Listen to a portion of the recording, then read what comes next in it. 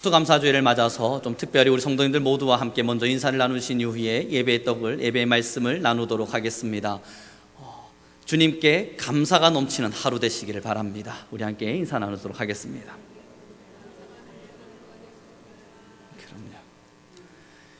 이 추수감사주일이라고 하는 것의 유래와 기원이라고 하는 건 지금까지 우리 성도님들께서 너무 많이 들어오셨을 겁니다. 그러나 우리가 좀 더 고민하며 생각해 봐야 될 문제가 있어서 함께 좀 이야기를 나눌 때 역사적인 이야기가 약간 나오더라도 어려워하지 마십시오. 굉장히 쉽고 또한 이해하기 쉽게 이 역사적인 부분들을 이야기하겠습니다.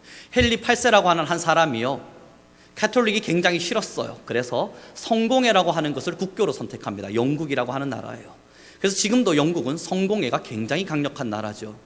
헨리 8세가 그렇게 성공회를 국교로 선택하고 나니까 엘리자베스 1세가, 그의 딸입니다. 엘리자베스 1세가 그곳에 들어와 있는 기독교인들과 성공회 사람들이 계속 싸우는 거예요.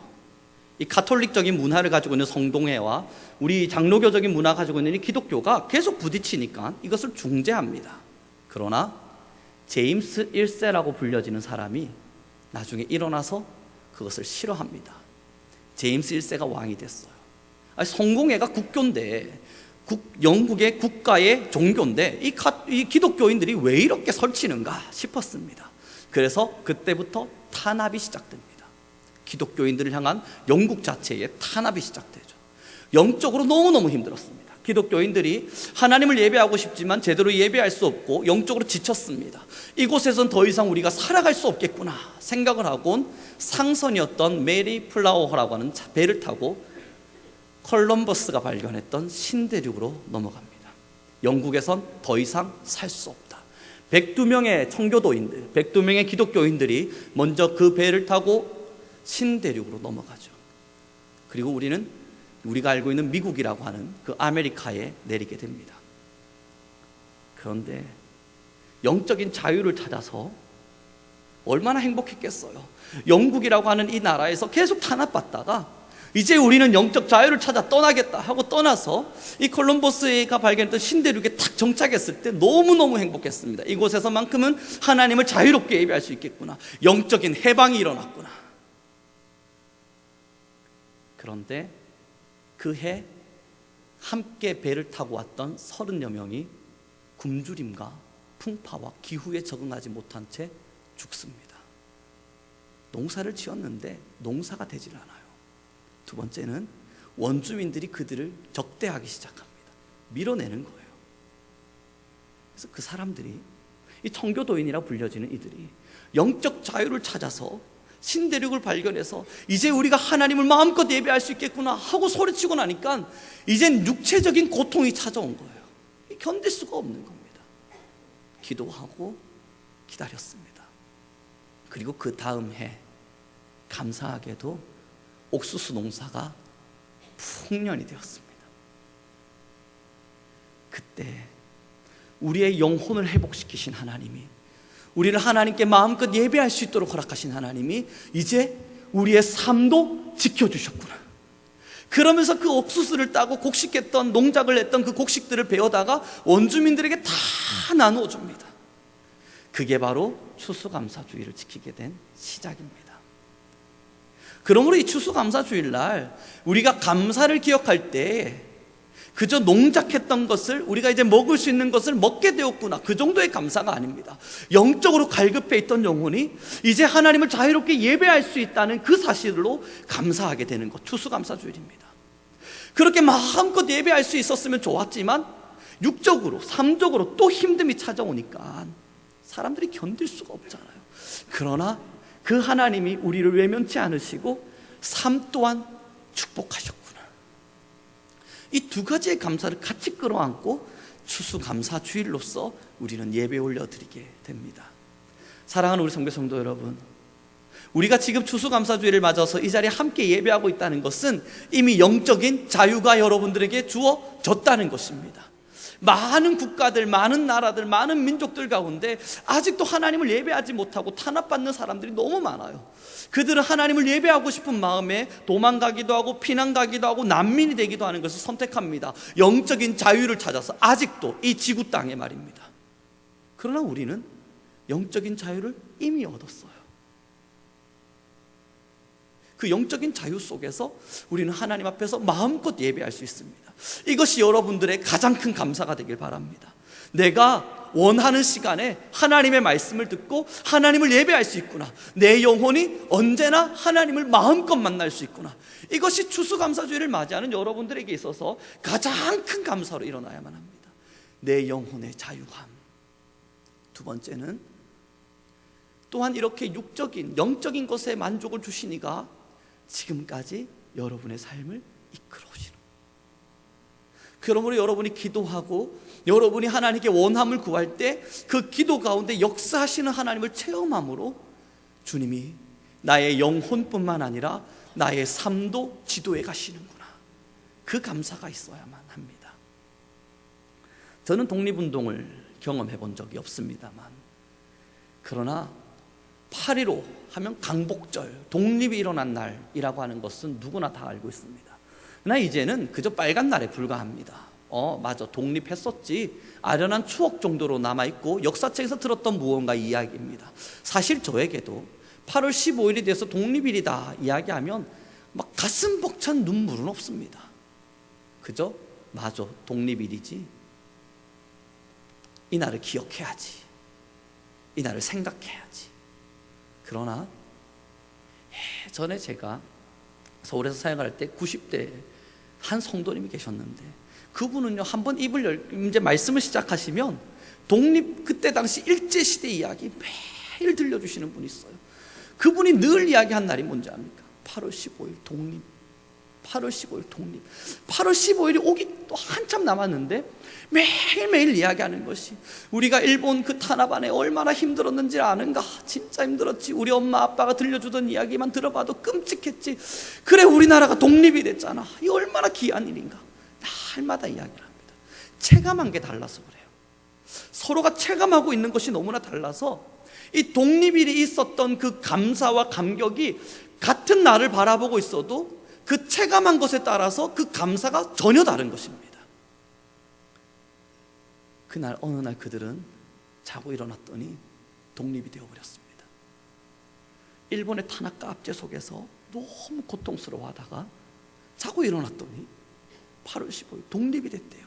믿을 수 없는 사건입니다. 믿을 수 없는 일이었죠. 그래서 밖에 나와서 막 둘러보니까 정말 독립이 됐어요. 그래서 태극기를 흔들며 대한독립 만세를 열심히 외쳤습니다. 그들이 외쳤던 말이 뭐냐고, 해방되었답니다.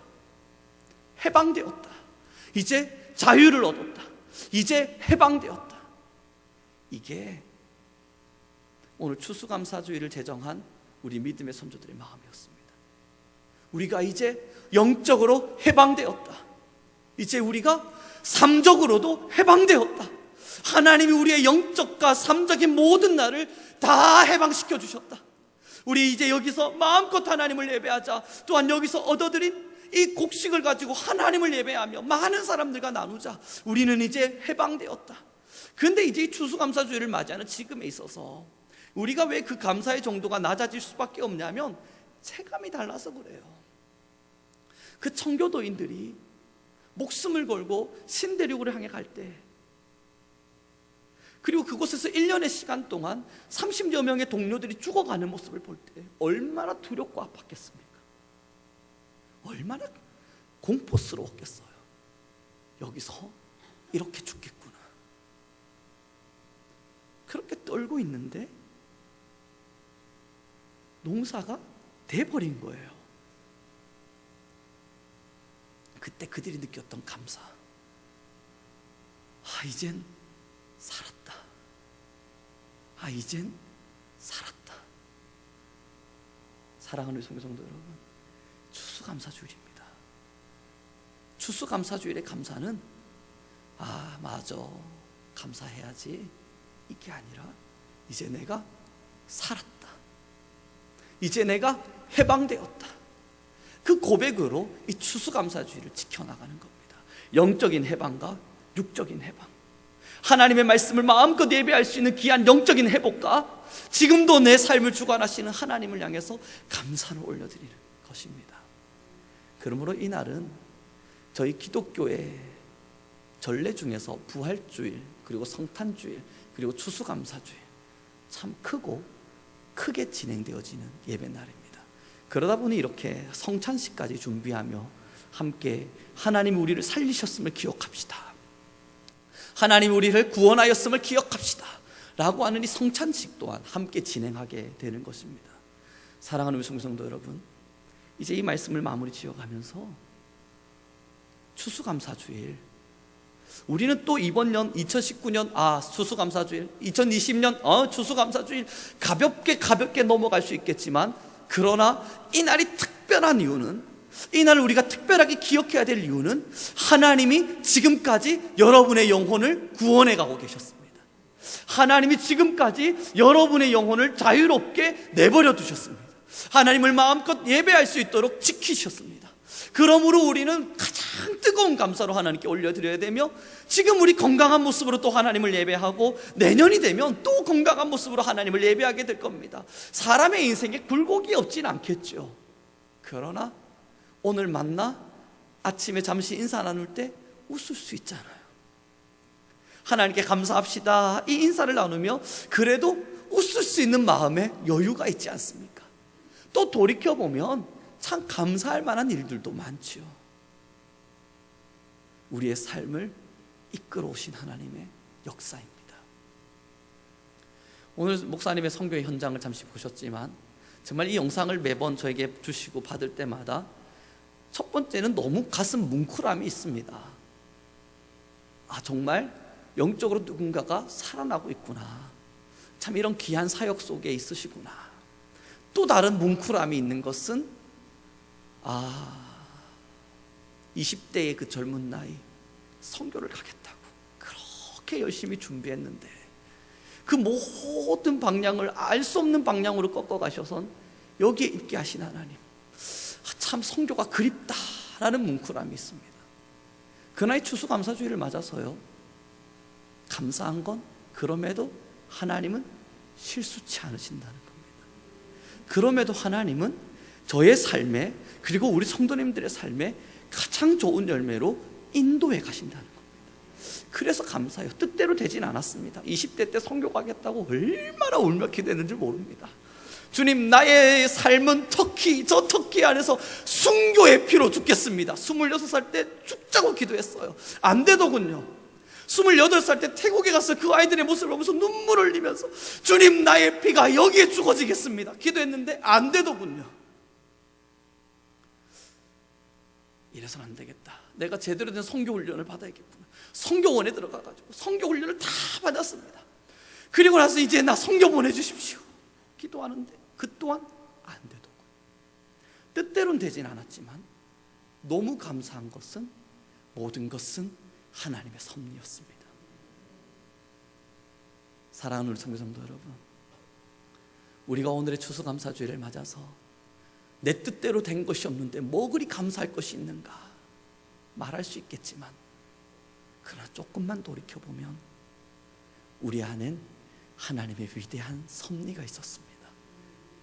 우리가 예상하지 않았던 그 길을 따라 하나님은 지금까지 우리의 길을 인도해 오셨습니다.